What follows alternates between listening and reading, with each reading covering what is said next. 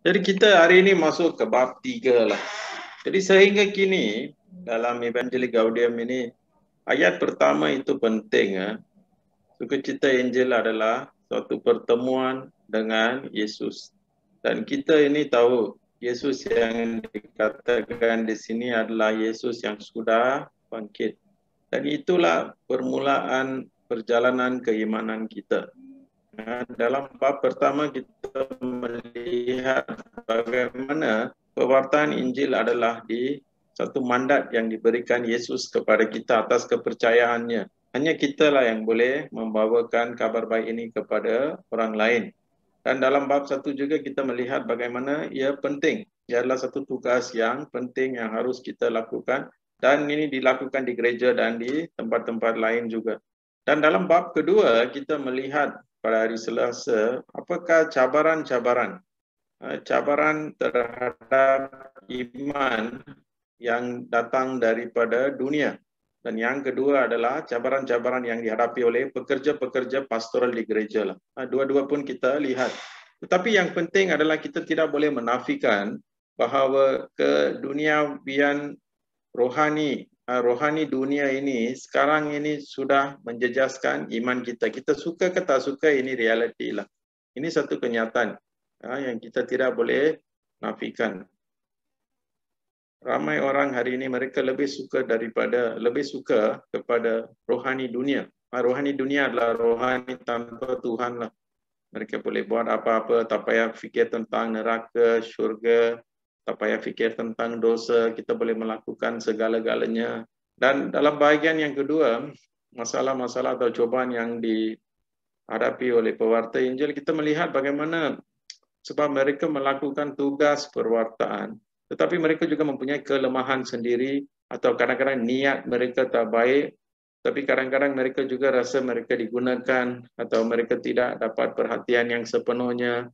Ada yang meninggalkan perwartaan sebab tak cukup wang. Mereka tidak dapat sokongan. Jadi ini adalah punca-punca mengapa ramai orang tidak ingin melibatkan diri dalam perwartaan. Ini betul. Ini betul. Mereka tidak mau sebab mereka rasa tak gunalah, tak berfaedah untuk berbuat demikian. Jadi hari ini bab 3 pula kita memasuki ke dalam kepentingan perwartaan Injil ini. Bagaimana semua orang dipanggil untuk mewartakan Injil. Jadi hari ini sebab saya buat bab 3 dan bab 4, jadi banyak bahagian yang saya sudah tinggalkanlah. Saya harap kamu sudah baca. Bahagian sosiologi saya sudah tinggalkan, terutama sekali bagaimana kita melibatkan orang-orang miskin. Bapak Paus menaruh perhatian kepada kaum ini. Bagaimana kita boleh menggunakan mereka, melibatkan mereka, sebab Yesus sendiri pun lahir di dalam keadaan yang miskin. Dia menyayangi orang miskin. Jadi dia melihat orang-orang miskin ini sebagai penerima yang paling utama tentang Injil Tuhan ini. Okey.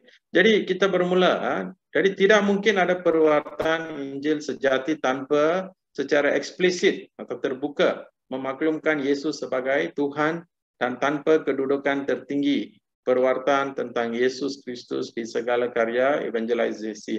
Jadi dua yang di sini. Yang satu adalah secara terbuka. Hari itu saya dah kata, kamu bantu orang boleh, tetapi kamu juga mestilah mendoakan supaya orang itu akan dapat menerima Yesus sebagai Tuhan mereka. Ini penting. Kita mesti mempunyai keinginan untuk memberikan Yesus kepada semua orang. Jadi dalam bab ini ada 4 bahagian lah. Yang pertama adalah seluruh umat Allah mewartakan Injil, di mana dia berkata segala komuniti, semua orang pun mempunyai tanggungjawab melalui kehidupan mereka, melalui perkongsian mereka untuk mewartakan Injil. Yang kedua adalah mengenai homili. Yang ini sebenarnya hanya untuk pada padri dan uskup dan semua yang bagi homili sajalah. Ini clergy sajalah. Jadi saya akan secara ringkas sajalah. Saya tak akan mengambil banyak masa di sana. Yang ketiga adalah mempersiapkan khotbah. Ini kita akan cuba. Khotbah ini macam sharing lah.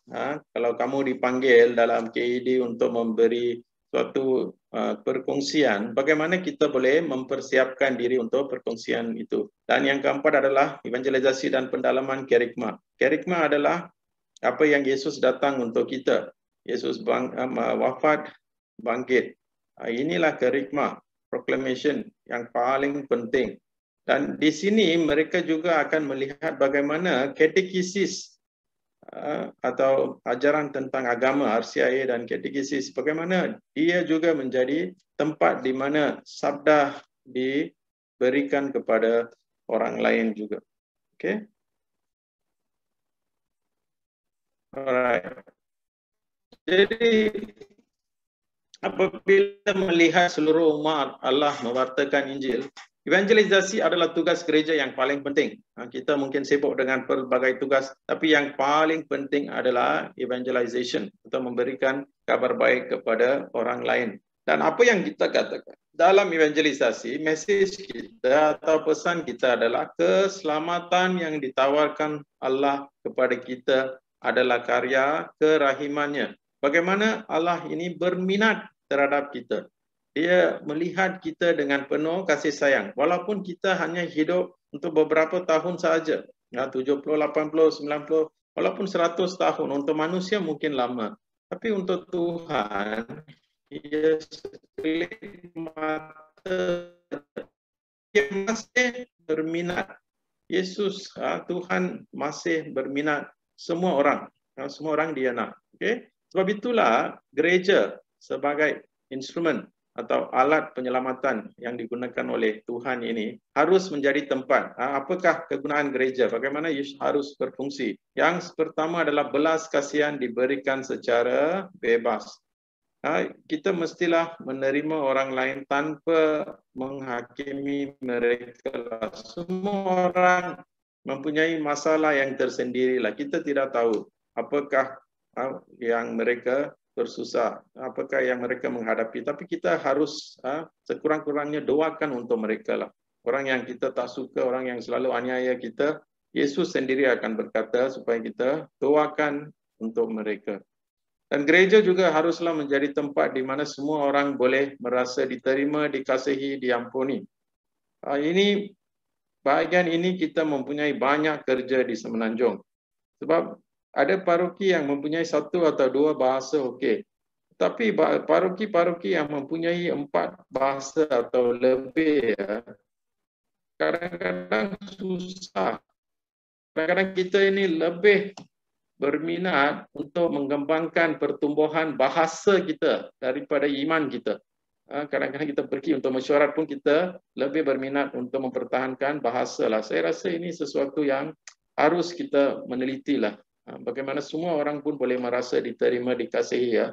Kalau tidak kita masih dijajah oleh pemikiran seketika orang British yang menjajah kita. Colonial mentality itu masih ada lah. Kita masih merasa bahawa gereja Malaysia ini gereja English. Orang lain semua dijajah. Itu masih ada. Suka tak suka memang betul. Kalau tidak tengok setiap kali ada mesyuarat, kita tak pernah buat dalam bahasa lain. Bahasa utama dia biasanya adalah bahasa Inggeris. Jadi mungkin ini semua kita harus melihatlah. Dan yang ketiga adalah gereja mesti menyokong untuk kita hidup baik mengikut Injil. Jadi kita tidak boleh berkata, kalau saya pergi ke gereja, saya menjadi hantu. Kalau saya duduk di rumah, saya menjadi malaikat. Ada sesuatu yang tak betul di sini. Kalau pergi ke gereja membuat kita hantu, ada sesuatu yang tak betul lah. Okay?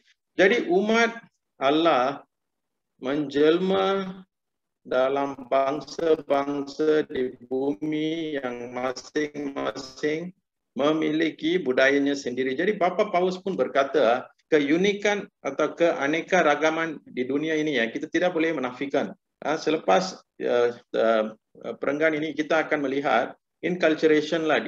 Dia akan melihat dan menulis bagaimana semua tempat mempunyai sesuatu yang unik.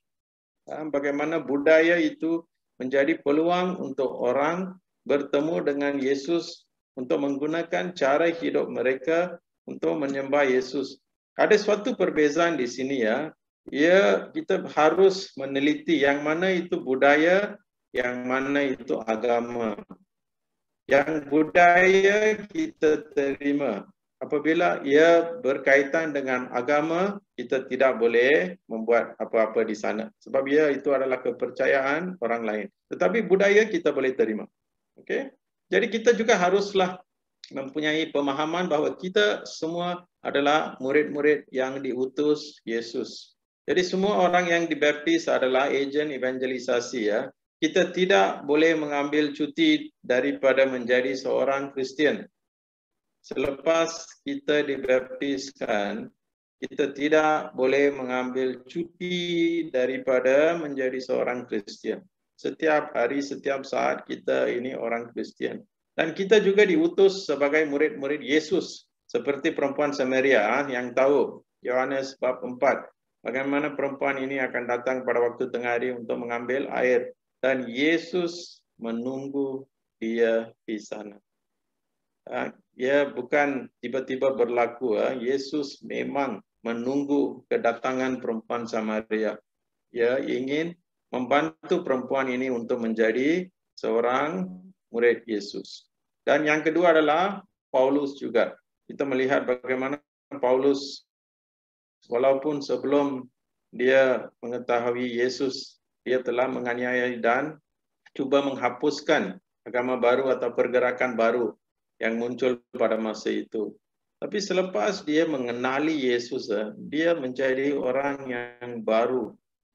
Saya di antara semua karakter atau para rasul, saya memang tertarik dengan Paulus lah. Sebab dalam tulisan dia, cara dia menulis menunjukkan dia mempunyai suatu pengalaman yang cukup mendalam dengan Yesus. Kalau tidak, dia punya surat mungkin tidak boleh terlalu mendalam. Tapi tulisan dia memang bagus.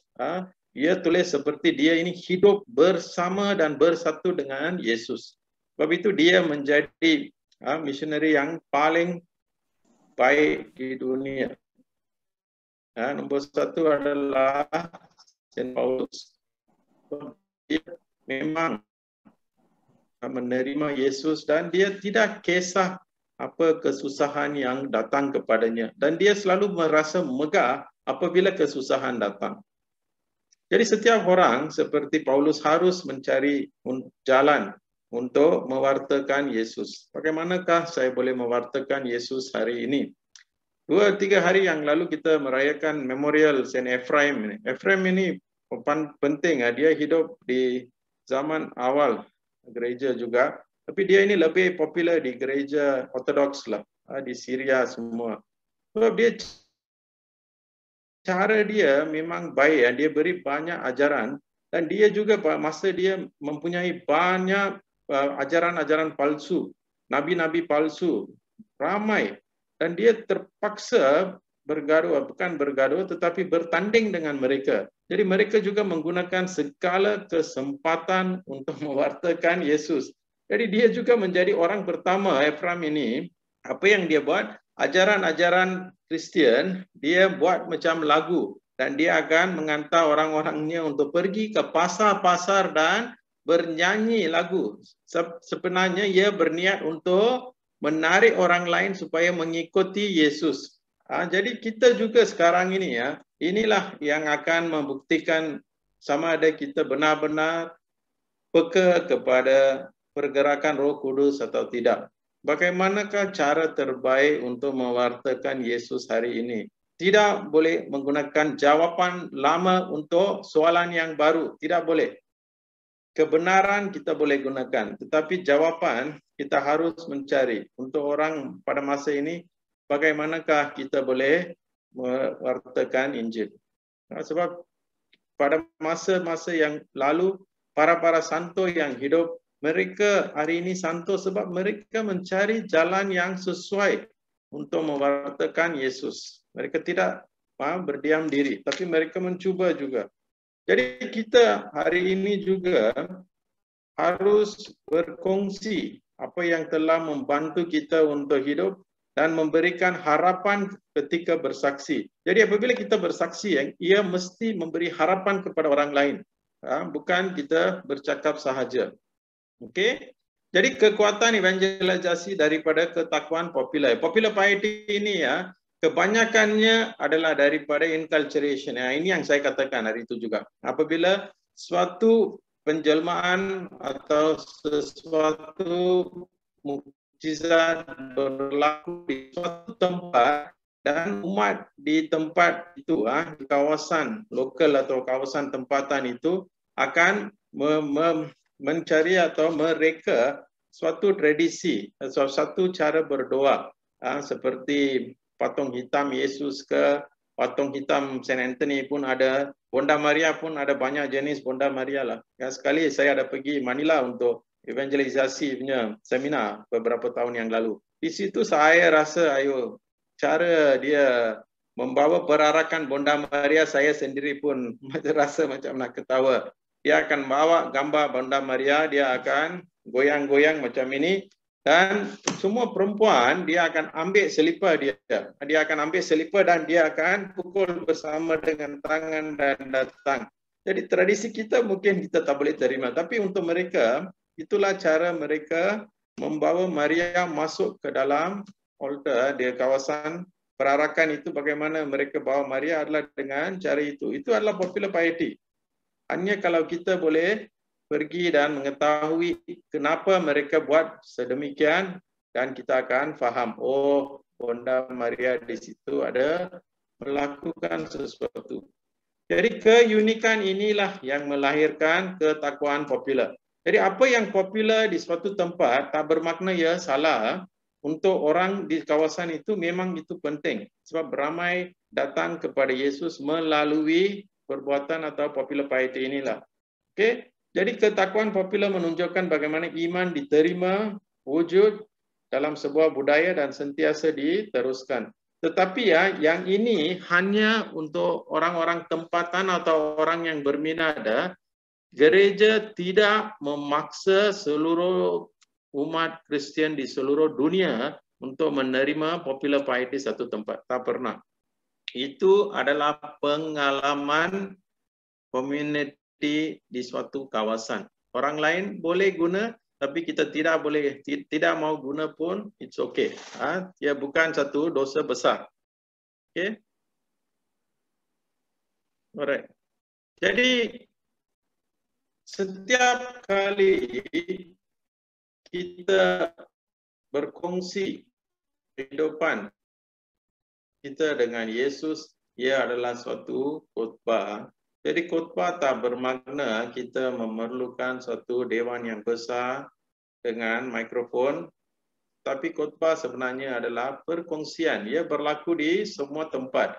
Jadi dalam perwartaan ini apa yang kita buat? Kita dialog peribadi, kongsi harapan kita, sukacita kita, masalah kita, dan keprihatinan terhadap orang lain.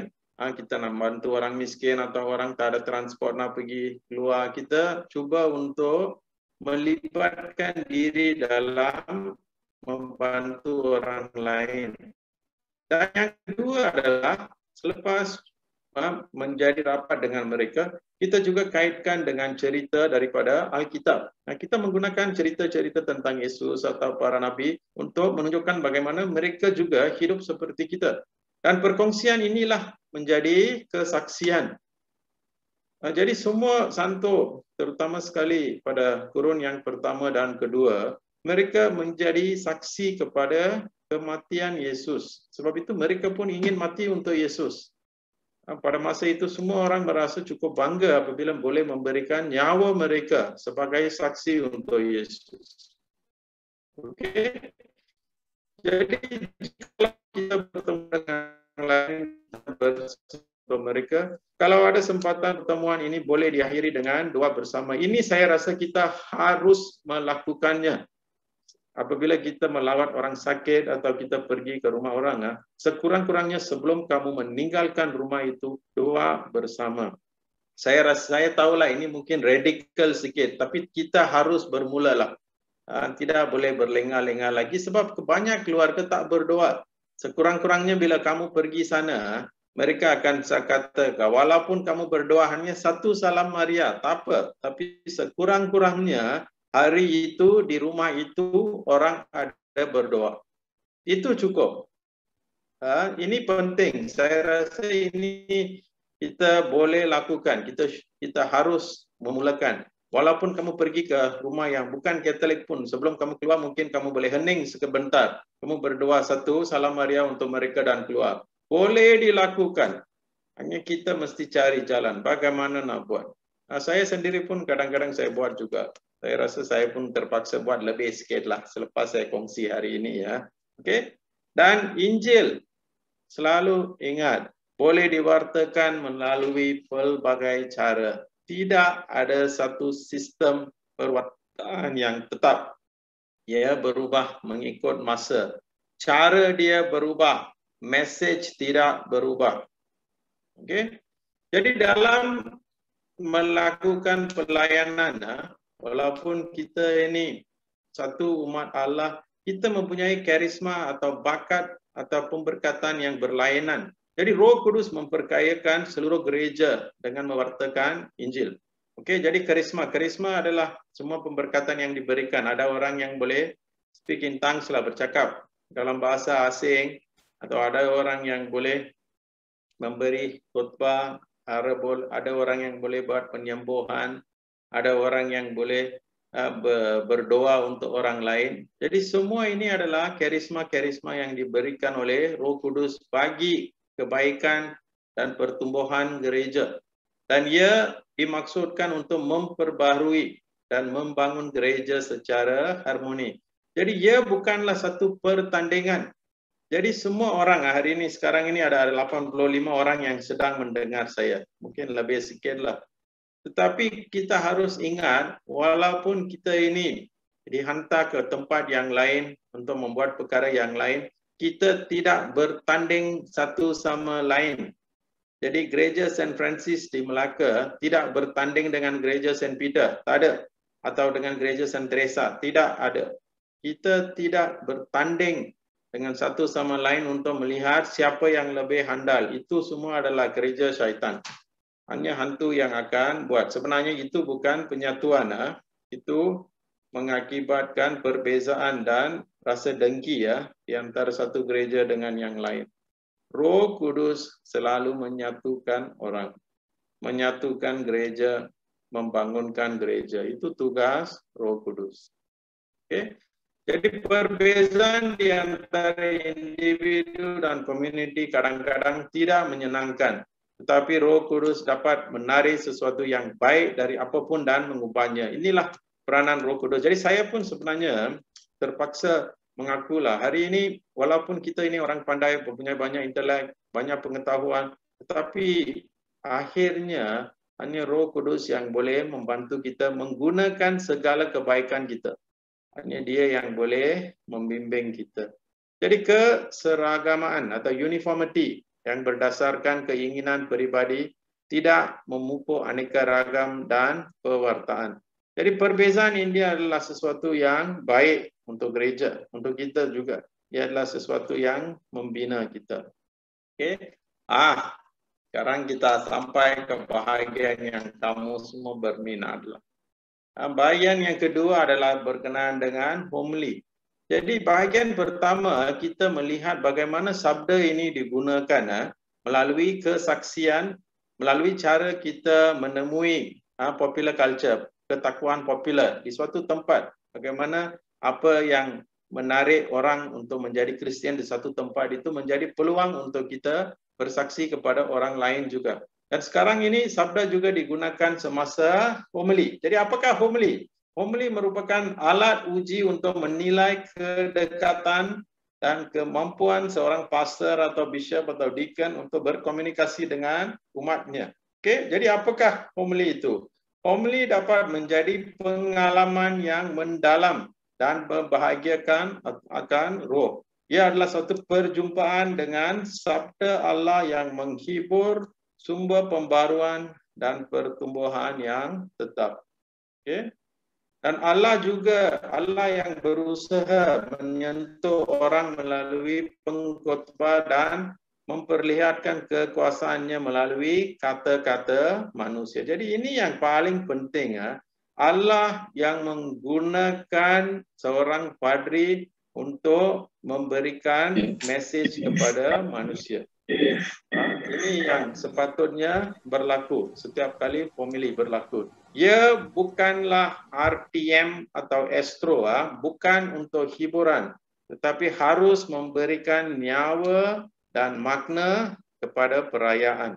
Seperti misa, liturgi ada dua bahagian, liturgi sabda dan liturgi Eucharis.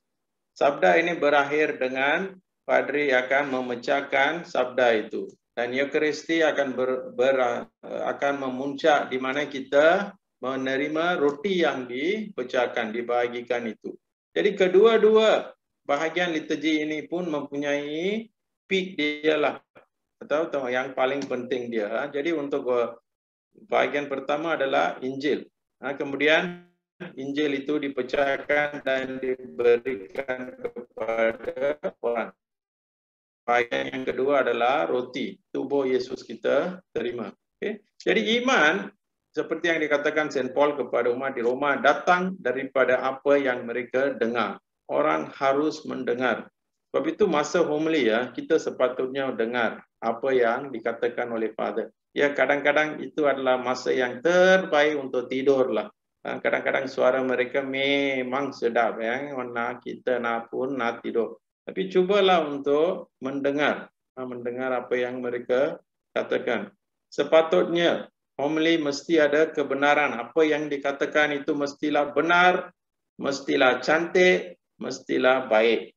Walaupun ia mencabar sebab ia adalah benar, ia adalah cantik dan ia adalah baik.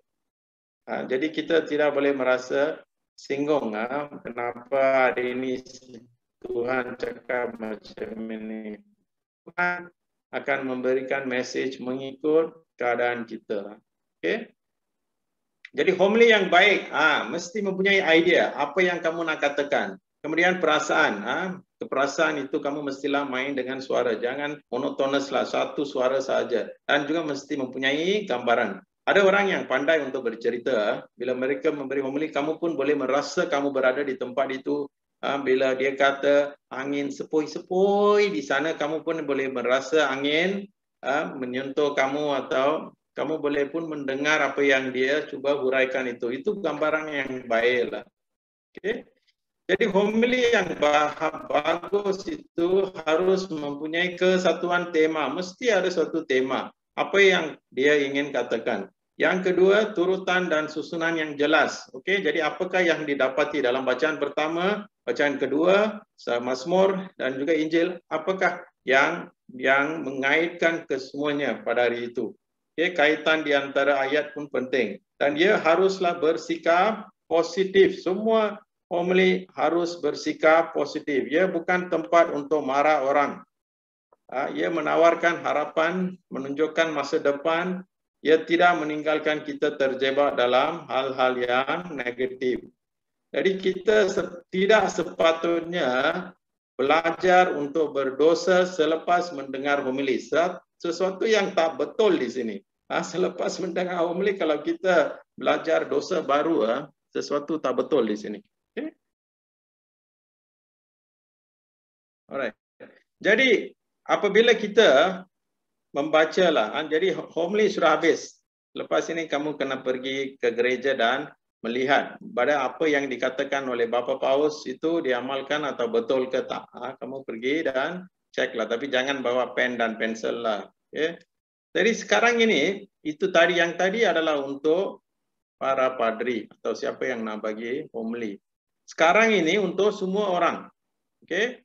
Jadi setiap kali kita membaca sabda atau merenungkannya, kita kadang-kadang ada cobaan juga lah. Setiap kali kita mendekati Tuhan, syaitan akan cuba mengacau kita. Jadi apakah cobaan-cobaan yang kita boleh menghadapi ketika kita membaca Alkitab ini? Satu adalah kita merasa susah, membebankan dan menutup diri. Ada teks-teks yang bila kita baca aja kita rasa macam hati tak sedap lah. Sebab ia sebenarnya menunjukkan kesalahan kita. Jadi kita tak sanggup untuk membaca lagi, kita akan berhenti membaca.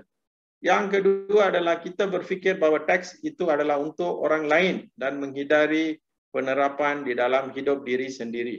Kadang-kadang ada orang yang berkata, hari ini message ini ya, sepatutnya anak saya yang dengar, sepatutnya suami saya yang dengar. Tetapi yang itu yang jadi masalah, mereka tak ada di situ. Jadi kamu yang dengar, kamu mesti membawa message itu kepada mereka apabila kamu renungkan sabda. Yang ketiga adalah kita mencari alasan untuk melemahkan atau tidak menerima erti sebenar teks. Apakah ini erti? Kadang-kadang kita membaca sabda, contoh sahaja, saya bagi contoh sahaja. Kita dikatakan kita tidak boleh menipu orang lain atau jangan terlalu halobah atau inginkan semuanya. Dan kalau kamu ini orang ini businessman atau kamu ini terlibat dalam perniagaan, kadang-kadang kamu juga inginkan untung juga lah. Jadi kadang-kadang terpaksa tipu atau buat sesuatu yang tidak sesuai dengan cara Kristen lah. Tapi pada masa-masa ini apa yang kita buat sebenarnya kadang-kadang adalah kita mencari alasan atau melemahkan teks.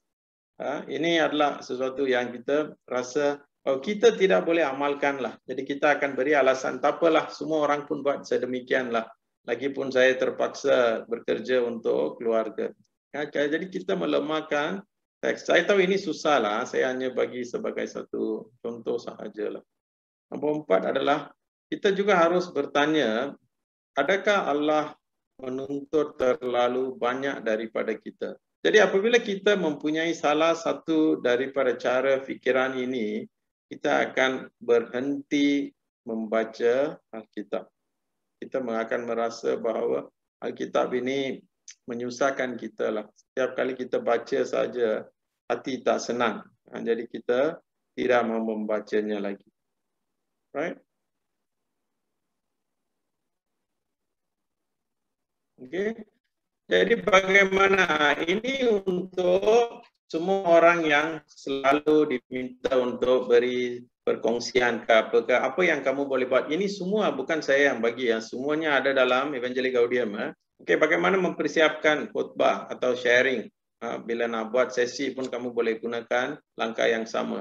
Yang pertama adalah kepercayaan kepada Roh Kudus dan mohon bantuan. Kepercayaan kepada Roh Kudus dan mohon bantuan. Harus memulakan dengan doa kepada Roh Kudus. Yang kedua, memberikan perhatian kepada teks dengan kerendahan hati. Jangan fikir kamu sudah tahu teks itu. Salah.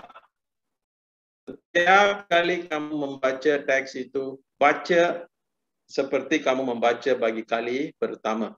Jangan rasa kamu sudah tahu teks itu. Yang ketiga, apabila berhenti sejenak ketika membaca, ia ibadat kebenaran. Jadi kadang-kadang apabila kamu baca, tidak tiba-tiba satu ayat atau satu perkataan mungkin akan menyentuh kamu. Berhenti di sana. Apakah Tuhan ingin mengatakan kepada saya? Okay? Jadi kamu juga haruslah mencari tempat yang membantu, suasana yang membantu renungan. Jadi tempat yang terlalu bising atau terlalu panas atau terlalu ramai orang tidak sesuai untuk masa hening inilah. Okay?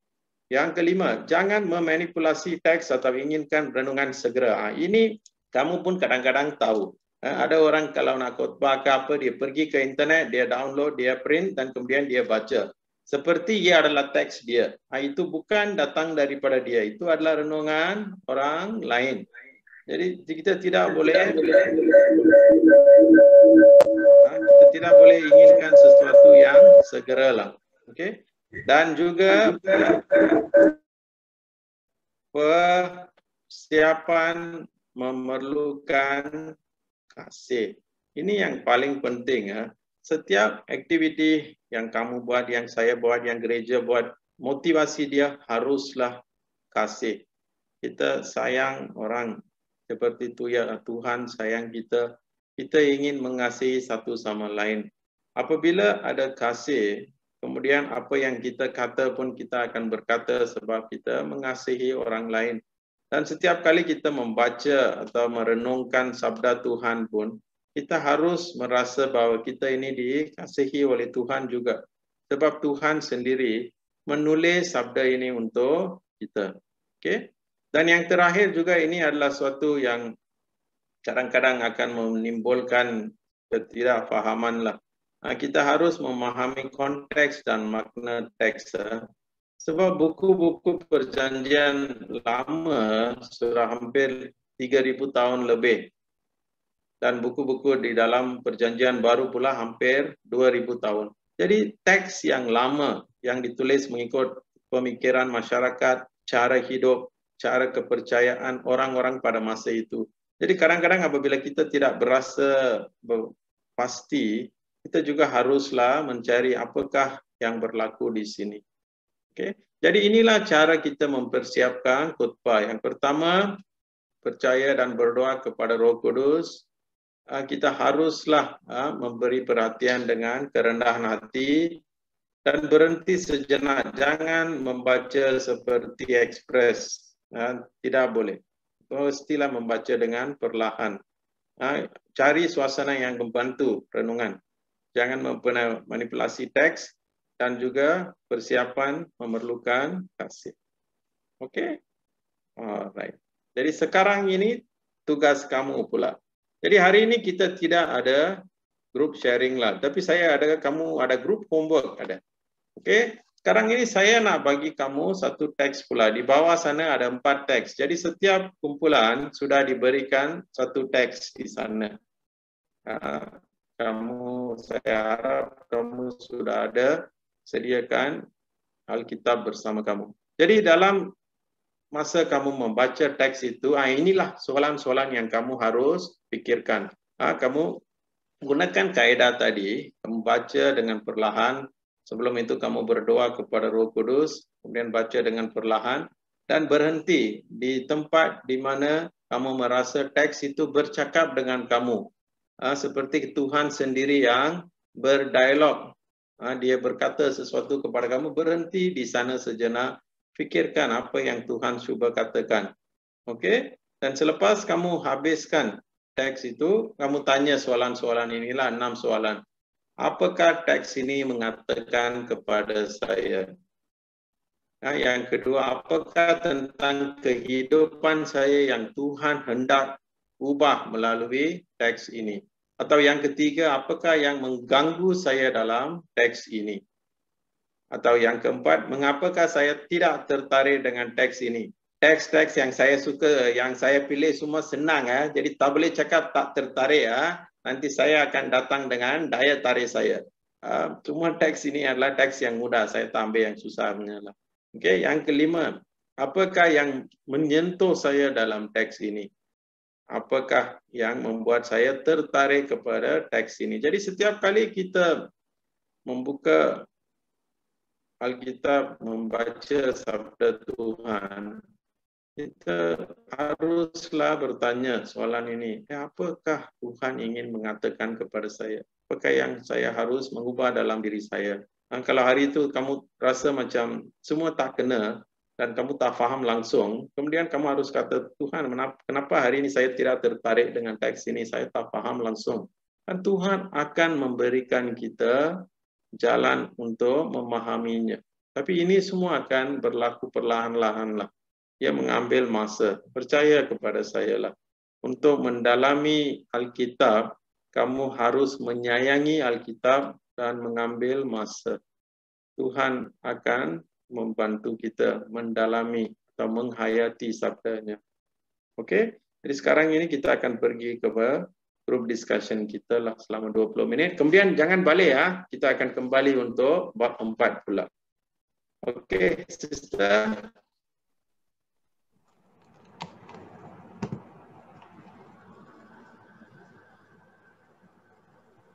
Okay, terima kasih Father. Kita akan semua kumpulan sila join dalam kumpulan kamu masing-masing. Tekan join saja dan kamu akan masuk dalam kumpulan kamu. Silakan.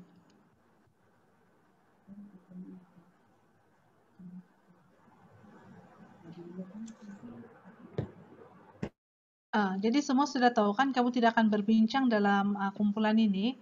Kamu hanya akan baca teks ini, kemudian kamu akan merenungkan berdasarkan soalan-soalan yang telah diberikan oleh Father sebentar tadi.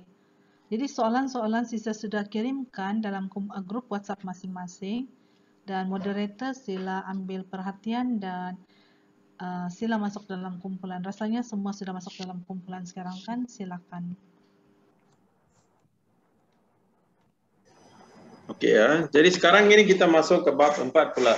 Jadi apa yang saya bagi tadi ya, ia bukanlah sesuatu yang kita boleh menjadi pakar dalam sehari lah. Ia mengambil masa, ia mengambil kesungguhan. Jadi sesiapa yang ingin mendalami atau menghayati Alkitab dengan lebih baik lagi, kamu haruslah berdisiplin dan membaca renungkan. Tak payah terlalu lama. Setengah jam sehari pun cukup. Setengah hari pun, masa COVID ini setengah hari mana? 2 jam pun kamu boleh cari.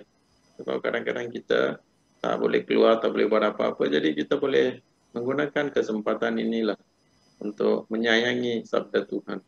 Okey, selepas menyayangi dan mengetahui tentang sabda Tuhan, sekarang ini kita melihat juga bila kita pergi untuk evangelisasi atau pewartaan ini, bukan semua orang ini yang kita jumpa ini Katolik. Bukan semua tempat akan menerima kita dengan hati yang terbuka. Bukan semua tempat orang percaya akan Allah. Inilah konteks kita hari ini ya. Kita ini berada di suatu zaman di mana Tuhan ini tidak diterima. Konsep Tuhan ini tidak diterima, dosa itu tidak ada. Jadi dalam situasi macam ini, bagaimanakah dimensi sosial evangelisasi ini? Apakah dimensi sosial yang kita hadapi dan bagaimana kita boleh melakukan evangelisasi dengan lebih berkesan di dalam keadaan sedemikian. Jadi evangelisasi adalah menghadirkan kerajaan Allah di dunia. Ia mempunyai kesan komunal dan sosial daripada kerigma inilah. Jadi penglibatan kaum miskin dalam masyarakat, mereka juga mempunyai peranan. Dan kesejahteraan umum, ini yang penting dalam kegairan kita untuk mewartakan Injil, kita juga harus menyedari apakah masalah yang kita ada dan bagaimana kita boleh menanganinya. Dan yang terakhir adalah bab 4. Yang terakhir adalah mengenai dialog. Kita masa ini harus berdialog. Cuba memahami agama lain atau orang lain dan supaya mereka juga boleh memahami kita. Alright? Okey, jadi kesan komunal atau sosial dari kerigma ini bermula sebab Allah Bapa mengasihi semua manusia dengan kasih tanpa batas. Allah di dalam Kristus juga, apabila Yesus Kristus meninggal, dia menebus bukan hanya seorang individu atau sekumpulan orang atau satu bangsa saja, tapi seluruh masyarakat. Jadi kita ini mempercayai bahawa Roh Kudus bekerja di setiap orang, bermakna menyedari bahawa Roh meresapi segala situasi dan ikatan manusia. Jadi ini adalah permulaan buku Kejadian. Apabila kita membaca bahawa Allah mencipta manusia menurut gambaran, menurut image dia, image dan likeness, atau mengikut cara Tuhan. Okay, jadi yang apabila manusia berdosa, image Tuhan itu masih ada, tetapi likeness itu, apa yang rupa Tuhan itu yang kita sudah hilang. Manusia menjadi sakit, kita boleh menjadi tua, kita boleh mati, boleh ada banyak masalah di dalam kehidupan. Itu semua kita kehilangan. Tetapi image itu masih ada. Jadi seberapa besar pun seorang itu dikira pendosa, image Allah itu masih ada dengan dia. Right? Jadi pengakuan iman dan komitmen kepada masyarakat. Allah Bapa mengasihi semua orang lah. Dia sudah menyelamatkan semua orang dalam Kristus. Dan hari ini kita juga mempercayai bahawa Roh Kudus bekerja di dalam semua orang, bukan saja orang Katolik sahaja. Roh Kudus boleh mengilhami setiap orang, di mana pun dia boleh bekerja juga. Okey. Jadi ada advertisement tadi ya. Jadi kita menerima kasih Allah serta menyayanginya kembali akan wujud di dalam kehidupan kita. Keinginan untuk mengusahakan dan melindungi kebaikan orang lain. Okey. Jadi ini yang menjadi penting, kita menerima kasih Allah dulu, kita menyayanginya, kemudian kita ingin menyayangi orang lain juga. Right? Jadi sabda Allah mengajar bahawa saudara-saudara kita adalah perpanjangan penjelmaan Tuhan yang berlangsung terus bagi kita. Jadi apa yang kita lakukan kepada orang lain, kita lakukan kepada Yesus sendiri. Jadi inilah yang menjadi kriteria apabila Yesus datang bagi kali kedua. Jadi setiap orang di sini setiap manusia dalam ajaran gereja, 4 perkara terakhir dalam kehidupan manusia. Apakah itu?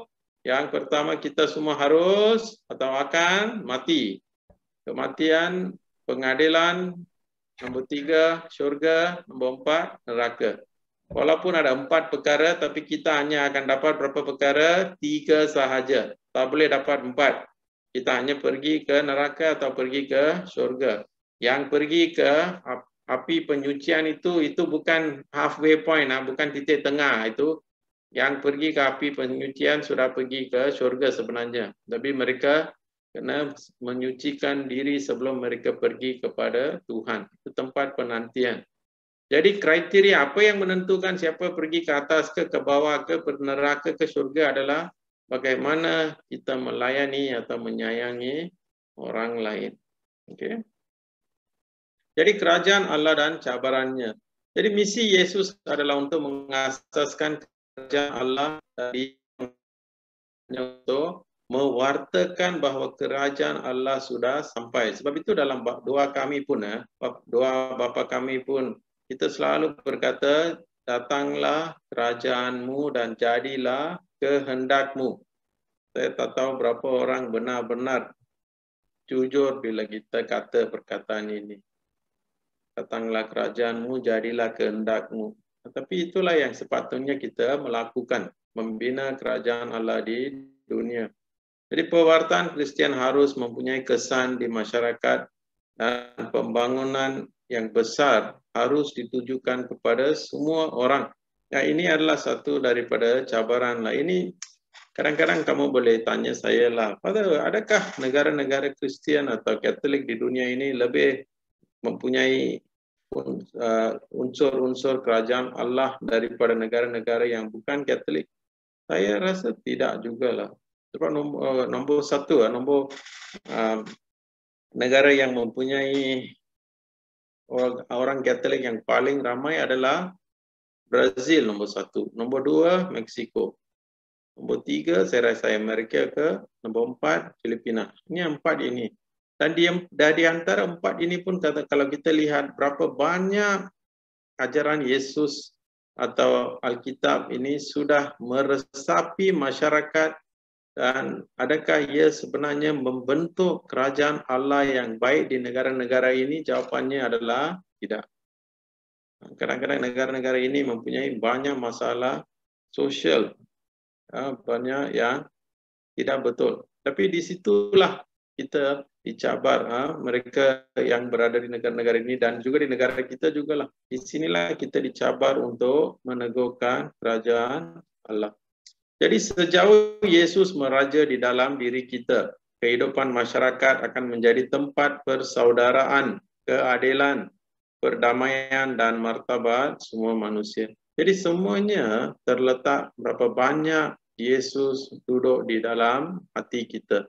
Kalau kita hanya memberikan dia sedikit ruang sahaja, Yesus akan berfungsi di dalam ruang yang kita berikan kepada dia. Itu sahaja. Kalau kita memberikan Yesus ruang yang lebih besar, pengaruh yang lebih besar, dia akan berfungsi dengan lebih besar dalam kehidupan kita juga. Okay? Jadi ajaran-ajaran gereja mengenai masalah-masalah sosial pula. Jadi agama bukan hanya mengenai kehidupan pribadi atau persiapan ke syurga. Kita juga diminta untuk membuat dunia ini suatu syurga bagi semua orang. Jadi pertobatan Kristian memanggil kita untuk meneliti isu-isu sejagat kehidupan manusia untuk pencapaian kesejahteraan umum pula. Okay? Jadi kesejahteraan umum dan perdamaian dalam dunia ini yang penting lah. Jadi kita ini dalam dunia ini, tapi kita juga ingin berdamai. Jadi apakah itu perdamaian? Perdamaian bukan bermakna bukan ketiadaan kekerasan, bukan sistem sosial yang membungkam dan mententeramkan orang miskin, bukan tiadanya perang. Jadi apakah itu perdamaian? Perdamaian yang bukan hasil perkembangan integral tidak akan memiliki masa depan dan akan selalu menjadi benih konflik baru dan berbagai bentuk kekerasan. Okey. Jadi apakah perkembangan integral ini? Integral bermakna perkembangan seluruh manusia. Dari segi intelek, spiritual, kerohanian, semuanya mestilah diberikan perkembangan yang sepenuhnya. Hanya apabila ini berlaku, kita akan melayani satu sama lain dengan rasa hormat. Kita boleh menerima orang lain, walaupun mereka bukan Katolik, kita boleh menerima mereka. Hanya dalam situasi sedemikian, apabila kita berusaha untuk kebaikan orang lain, perdamaian akan wujud. Kalau tidak, kita ini sebenarnya belum damai lagi lah. Kita hanya hidup sebab kita ini tidak mau bergaduh. Kita hanya terima sahajalah apa yang berlaku. Okey? Jadi untuk memajukan pembangunan suatu bangsa dalam perdamaian, keadilan dan persaudaraan, terdapat 4 prinsip. Okey? Jadi 4 prinsip ini penting. Dalam bab kedua, kita melihat semua cobaan dan cabaran yang kita hadapi di dunia ini dan juga di dalam kehidupan pewarta Injil. Dan 4 prinsip ini akan memberikan kita jalan keluar untuk memberikan fokus yang betul. Yang pertama adalah waktu lebih besar daripada ruang. Waktu ini penting. Yang kedua adalah kesatuan menang atas pertentangan. Kesatuan ini penting. Yang ketiga adalah kenyataan lebih penting daripada gagasan. Dan yang keempat adalah keseluruhan lebih besar daripada bahagian. Jadi kita akan melihat keempat-empat ini. Yang pertama, waktu lebih besar daripada ruang. Jadi prinsip ini membolehkan kita berusaha dengan perlahan tetapi dengan kepastian tanpa terlalu mementingkan keputusan segera. Ia membantu kita untuk bersabar menempuh situasi sulit dan merugikan atau perubahan dalam rancangan yang tidak dapat dihilangkan. Ia memberikan kepentingan kepada waktu, bermakna berusaha dengan giat untuk menyelesaikan secara bersama segala hal pada masa ini dengan berusaha menguasai semua ruang kekuasaan dan kepentingan diri. Okey. Waktu lebih besar bermakna memberikan kepentingan kepada masa. Kita melibatkan diri dalam memulakan proses daripada memiliki ruang. Jadi masa mengatur ruang, meneranginya dan menghubungkannya dalam rantai yang terus berkembang tanpa kemungkinan mundur kembali. Dan yang terakhir adalah kita perlu memberikan keutamaan kepada tindakan yang menghasilkan proses baru dalam masyarakat dan melibatkan orang lain. Proses yang mengembangkan mereka sehingga menghasilkan buah dalam peristiwa sejarah yang penting. Jadi apa yang dia cuba katakan di sini adalah orang mengambil masa. Ia akan bertumbuh secara perlahan-lahan sahaja. Kita tidak boleh inginkan jawapan atau perubahan yang cepat atau serta-merta. Ia tidak akan berlaku. Sebab itu Bapa Paulus ini dengan kebijaksanaannya memberikan kita fokus yang penting. Dia berkata apabila kita berbuat sesuatu, kita haruslah menumpukan perhatian kepada perjalanan seseorang itu. Jangan kita hanya tumpukan kepada keluaran sahaja. Kita ini bukan factory lah, bukan kilang. Kalau kilang dalam 1 tahun, kalau output kamu sepatutnya bertambah. Kalau dia tidak bertambah, ia bermakna bahwa kilang itu kehilangan atau kerugian. Tetapi dalam kehidupan Kristian, kita harus berjalan berdampingan dengan orang lain. Ini kadang-kadang bermakna kita tidak boleh berjalan atau bergerak terlalu cepat atau terlalu lambat. Tapi kita juga memerlukan proses yang membantu orang lain lah. Jadi kita harus bersabarlah. Yang cepat kena perlahankan diri, yang lambat harus cepatkan diri. Dan ia adalah lebih penting daripada keputusan yang kita hendakilah. Ini yang dikatakan. Jadi yang pertama ini penting. Kita harus memberikan masa dan bersabar untuk orang lain menerima Tuhan. Jadi evangelisasi adalah suatu proses yang berlaku dengan perlahan. Kita tidak boleh berkata dalam tahun 2050 separuh daripada dunia mesti menjadi Katolik. Tidak boleh. Tidak boleh berkata sedemikian. Ia akan mengambil suatu proses yang berbeza. Setiap zaman mempunyai cabaran, dogaan, kebaikan, kekurangan yang berlainan. Jadi ia memulakan sesuatu yang baru pula. Okey. Jadi ini yang dikatakanlah. Jadi ini bahasa ini dalam bahasa Inggris, time is important than space lah. Jadi kita ini tidak terlalu memberi perhatian kepada keputusan atau apa yang kita boleh dapat, tetapi lebih kepada perjalanan kita bersama. Itu yang lebih penting. Kita berjalan sebagai suatu community.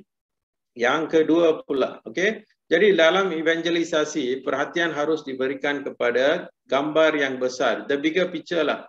Kalau kamu melihat hanya satu aspek dalam gereja atau dalam keluarga kamu mungkin akan rasa rugi. Jadi yang kedua, kita juga mestilah bersikap terbuka kepada proses yang sesuai. Kadang-kadang kita harus menelitilah bagaimana kita boleh melanjutkan perjalanan keimanan kita, terutama sekali pada masa COVID sekarang. Ramai orang tidak pergi ke gereja.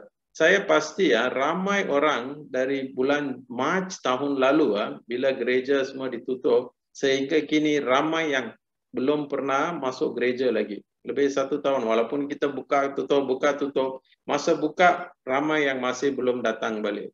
Jadi sekarang ini kita kena fikirkan, apakah mereka ini akan kembali bila gereja semua akan buka lagi, mungkin lagi 1-2 tahun. Bila terbuka nanti adakah mereka akan datang? Jadi kita sekarang ini kena rasa buka dan peka kepada proses yang lebih sesuai. Bagaimana nak menarik balik mereka datang ke gereja. Okay? Dan kita juga mestilah berminat kepada jalan yang berterusan dan panjang. Mesti ada konsistensi. Kita mestilah mempunyai jalan yang membantu kita lah. Jadi ini penting, minat kepada jalan yang berterusan. Jangan kita hanya sekejap aja, 5 tahun selepas itu kita sudah hilang. Okay? Jadi Yesus sendiri seringkali mengingatkan para muridnya bahawa ada banyak hal yang mereka belum fahami dan mereka harus menunggu untuk kedatangan Roh Kudus. Jadi kita pun sama, saya sendiri pun mengakui lah, banyak perkara yang saya tidak tahu 5 tahun atau 10 tahun dahulu, hanya sekarang yang saya mengetahui, dan kadang-kadang saya rasa malu juga. Ayo, ini pun saya tak tahu. Tapi itulah cara Tuhan bekerja.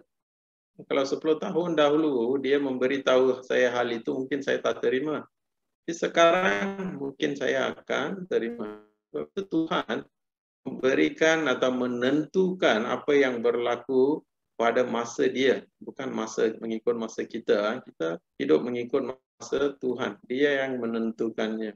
Dan perumpamaan lalang di antara gandum menunjukkan ke reality lah. Ini reality, pergolakan di antara kebaikan dan kejahatan dalam proses evangelisasi yang akhirnya berakhir dengan kemenangan bagi kebaikan. Jadi jangan takutlah. Ini akan fikir juga lah, kalau macam ini satu hari nanti gereja mungkin kosong, tak ada orang. Ya, mungkin akan berlaku. Tetapi Tuhan boleh melakukan sesuatu yang ajaib. Bila kita tak katakan kosong, Tuhan akan berkata ia sebenarnya penuh dengan cara yang lain. Okey? Jadi itu yang pertama. Jadi kita harus memberikan keutamaan kepada masa, bukan kepada ruang. Okey? Yang kesatuan, menang atas pertentangan. Jadi yang kedua ini adalah mengenai bagaimana kita hidup di antara orang lain. Konflik tidak dapat diabaikan atau disembunyikan lah. Pertentangan harus dihadapi. Ada pertentangan yang kecil-kecil yang mungkin kita boleh tangguhkan lah. Tetapi kebanyakannya kita tidak boleh tutup mata. Kita harus berbuat sesuatu. Tapi jika kita tetap terjebak dalam pertentangan, kita hilang perspektif, pandangan kita menyusut dan realiti mulai runtuh. Ini juga berbahaya. Terlalu fokus kepada masalah-masalah, kita tidak boleh menuju ke hadapan. Okay? Jadi konflik membuat kita kehilangan kesatuan mendalam dalam realiti. Kita ini akan asyik fikir tentang masalah saja. Kita tidak boleh mengambil langkah-langkah yang positif, yang membantu kita untuk membina diri kita. Jadi apabila konflik berlaku, 3 perkara yang akan berlaku lah. Satu adalah orang tidak mengendahkannya, tak kisahlah, tutup mata saja. Yang kedua adalah orang yang menjadi tawanan dia. Kita takut, setiap hari kita fikir tentang konflik itu saja. Tapi ada juga orang yang sanggup berdepan dengannya, menyelesaikannya dan membuatnya mata rantai kepada proses yang baru. Sebab itu Yesus sendiri pun berkata, berbahagialah pendamai. Okay? Jadi kesatuan ini penting. Dalam gereja pun ini yang paling susah tau. Bagaimana kita nak memastikan bahawa kesatuan ini dapat dijamin. Okay? Jadi fokus kepada kesatuan dapat memungkinkan persekutuan di tengah-tengah pertentangan. Apakah yang menyatukan kita? Apabila ada perselisihan faham, kita haruslah fokus kepada apakah yang lebih besar, yang manakah yang lebih penting.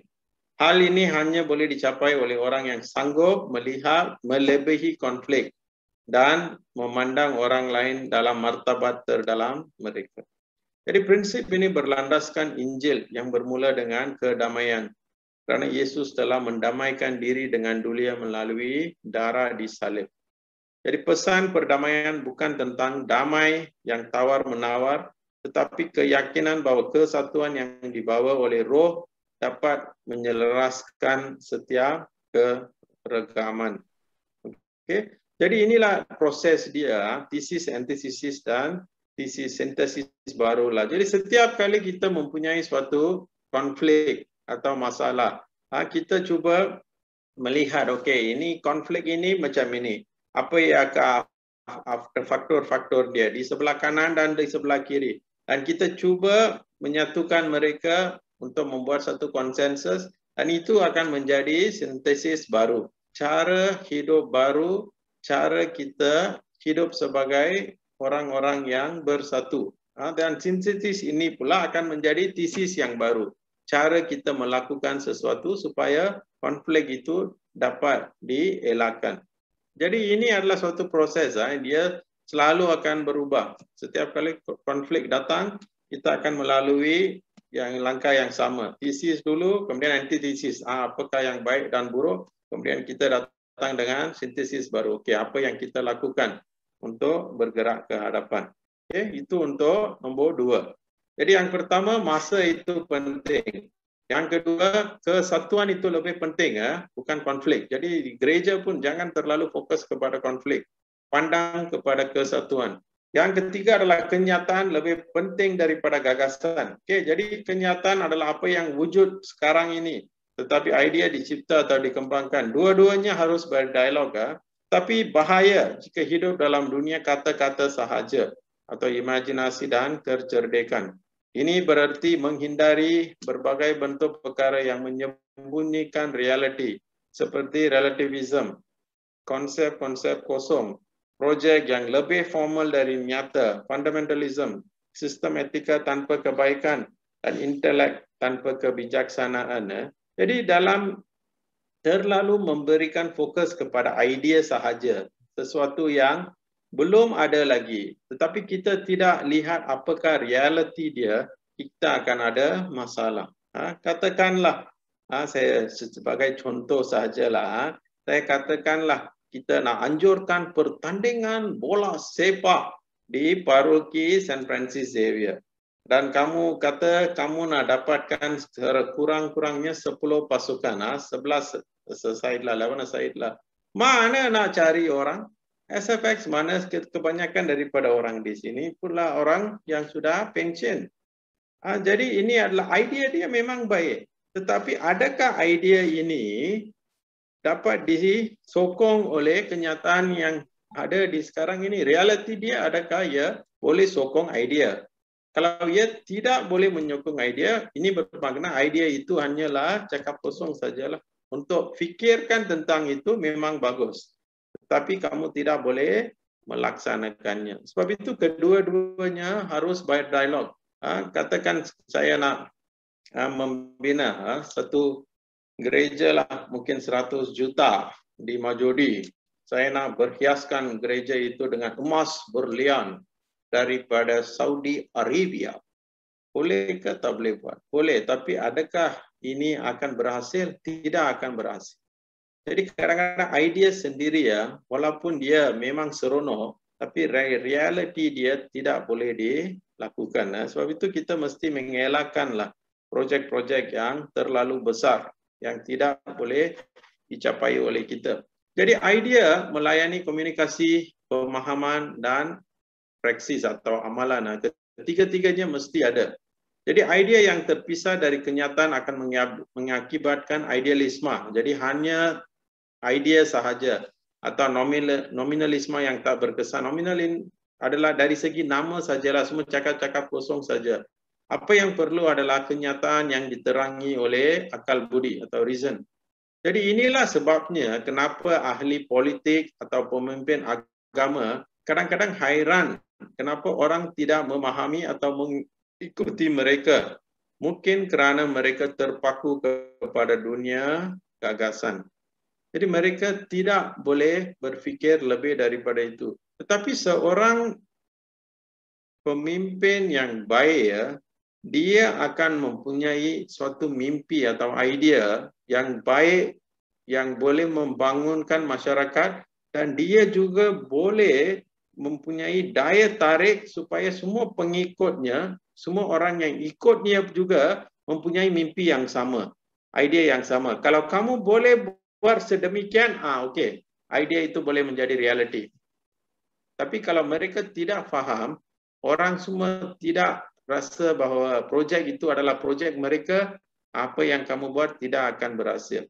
Sebab mereka tidak faham, tidak tahu apa yang kamu nak buat. Sebab itu kenyataan itu penting. Kenyataan bermakna apakah yang kita ada, apakah kebaikan kita, kekurangan kita, apakah yang kita boleh melakukan. Dan idea itu haruslah menyatukan ini supaya kita boleh bergerak ke hadapan. Jadi sabda menjadi daging merupakan satu realiti yang bukan idea. Tuhan Allah tidak memimpikannya, tetapi ia adalah sesuatu yang telah dirancangkannya.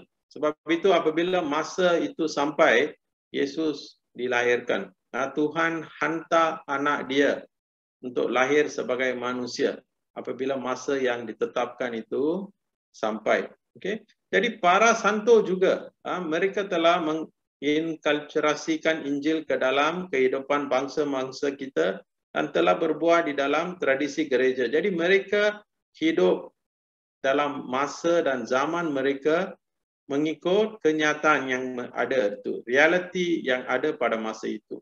Mereka menggunakan Injil untuk menerangi realiti masa itu. Bukan hanya ada idea sahaja. Jadi prinsip ini sebenarnya memaksa kita untuk mempraktiskan apa yang kita katakan. Jadi idea sahaja tak baik, dia akan tak membentuk. Kita juga mestilah mencari jalan bagaimana untuk kotakan apa yang kita katakan. Alright, nombor 3. Jadi yang pertama, masa. Kita mengambil masa. Ia adalah suatu proses. Nombor 2, kesatuan. Apapun yang kita buat, beri keutamaan kepada kesatuan. Yang ketiga, jangan terlalu mimpi. Kita haruslah mempunyai kesedaran tentang kekuatan, tetapi mestilah realistik dalam projek atau apa yang kita buat. Yang keempat adalah keseluruhan. Jangan kita tumpu perhatian kepada sebilangan kecil atau bahagian sahaja. Okey, jadi tentangan adalah seperti di antara globalisasi dan tempatan. Jadi globalisasi adalah manusia terjerat di dunia hayalan, ketinggalan di belakang langkah dan pencapaian orang lain. Kita mengagumi dunia orang lain. Saya tak tahu berapa orang pernah berpikir macam ini ya. Tapi kamu tahu tak, ramai orang di negara dunia ketiga, di Afrika, di India, atau mereka yang terlalu miskin, bila mereka melihat negara kita, dia rasa cemburu tahu. Dia rasa tengok Malaysia semua bagus, orang semua ada kereta besar, rumah besar. Tapi bila kita duduk di negara ini, berapa orang melihat orang di Afrika dan kata, mengapa Tuhan hantar saya ke Afrika? Saya pun boleh bersusah payah di sana. Tak ada. Mereka melihat kita dan mengilhami hidup kita. Tapi kita tidak akan melihat mereka. Tapi mereka juga adalah sebahagian daripada kita juga. Okay? Itu adalah globalisasi ya. Tetapi apabila kita melihat dari segi tempatan, kalau kita terlalu fokus kepada bahagian sahaja atau tempatan satu kawasan sahaja, kita menjadi museum cerita rakyat setempat yang terpisah daripada dunia. Dihukum untuk melakukan perkara yang sama, tidak mampu menghadapi tantangan hal-hal baru dan menghargai keindahan dan dianugerahkan Tuhan di luar batas-batas mereka. Jadi ini pun tidak baik jugalah. Terlalu pandang kepada orang lain pun tak baik, terlalu fokus kepada diri sendiri, itu pun tidak baik juga. Jadi kita harus memperluaskan pandangan dan melihat kebaikan yang lebih besar yang bermanfaat kepada kita semua. Perlu menanamkan akar-akar kita lebih dalam ke dalam tanah yang subur dan sejarah tempat asal kita yang merupakan anugerah kita. Jadi tak sepatutnya lupakan dari mana kita datang. Tidak boleh lupa dua perkara dalam kehidupan kita. Dari mana kita datang, tempat yang kita dilahirkan, budaya yang kita terima itu yang penting. Yang kedua adalah kemanakah saya pergi. Tumpuan perjalanan kita. Jadi kita dapat bekerja dengan skala yang kecil tetapi dengan perspektif yang luas. Itu yang penting ya. Apabila kita lihat sebagai seluruh. Right? Jadi ciri-ciri perbadi serta kebaikan harus dikembangkan. Lingkungan global tidak perlu melenyapkan atau memandulkan bahagian tempatan yang khusus.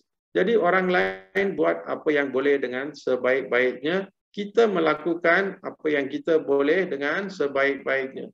Jadi seluruh pun akan mengalami perkembangan yang pesat. Jadi dalam gereja pun sama. Kalau kamu ada 3 atau 4 kumpulan bahasa dan kesemuanya mempunyai aktiviti atau semuanya mempunyai pewartaan yang baik ya, kita mendapati bahawa seluruh paroki itu berkembang. Kalau tidak, biasanya kita akan berkata apa? Ini grup lebih baik, ini grup tak berapa baik, ini grup kurang sikit orang. Kita selalu membandingkan dan melihat bahagian itu seperti bahagian itulah yang paling besar. Sebenarnya bukan. Bahagian itu hanya suatu yang kecil sahaja. Keseluruhan itu lebih penting. Bagaimana kita bekerja sebagai satu. Okey. Jadi ini 4 ini penting. Ya. Jadi semua masalah yang kita lihat dalam bab 2 tadi ya, boleh kita selesaikan menggunakan keempat-empat prinsip ini ya. Yang pertama adalah masa. Kita mengambil masa untuk membuat perubahan. Yang kedua adalah kesatuan. Yang ketiga, kenyataan. Dan yang keempat adalah mengenai keseluruhan. Ya. Seluruh itu lebih penting daripada bahagian. Okay. Jadi bab keempat ini akan berakhir dengan dialog. Jadi dialog ini sekarang adalah salah satu daripada cara kita membuat evangelisasi juga. Okay. Jadi 3 lah cara. Satu adalah dengan negara atau kerajaan. Satu adalah dengan masyarakat, termasuk kebudayaan dan juga ilmu pengetahuan dan sains.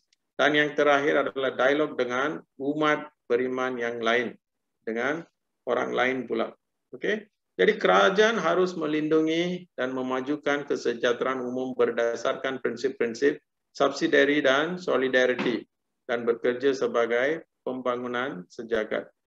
Jadi dalam dialog dengan kerajaan dan negara, gereja tidak mempunyai penyelesaian bagi semua isu. Jadi gereja selalu mengakui kita tidak mempunyai jawapan untuk semua masalah di dunia. Apa yang gereja berkata adalah kita menyokong program-program yang memberikan kepentingan kepada martabat manusia, kebaikan umum. Ini dua penting. Human dignity dan common good.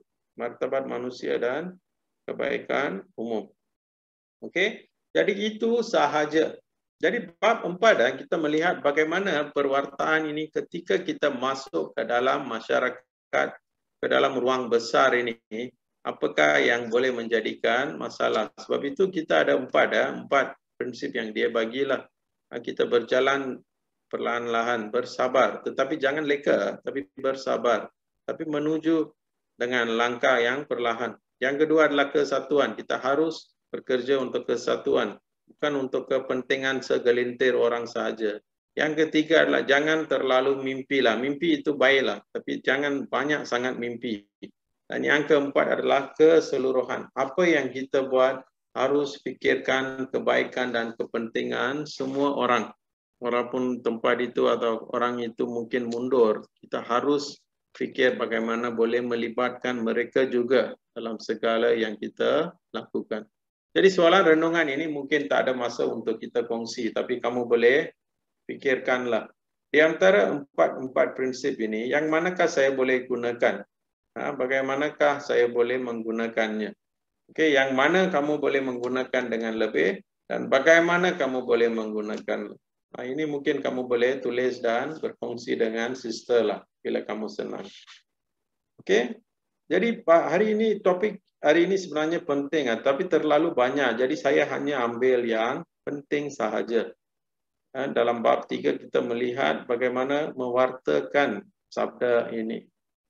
Dan dalam bab 4, dalam situasi sosial, apakah prinsip-prinsip yang kita boleh menggunakan supaya kita tidak hilang kita punya fokus dalam perjalanan membina kerajaan Allah di dunia ini. Okey, sekian, terima kasih.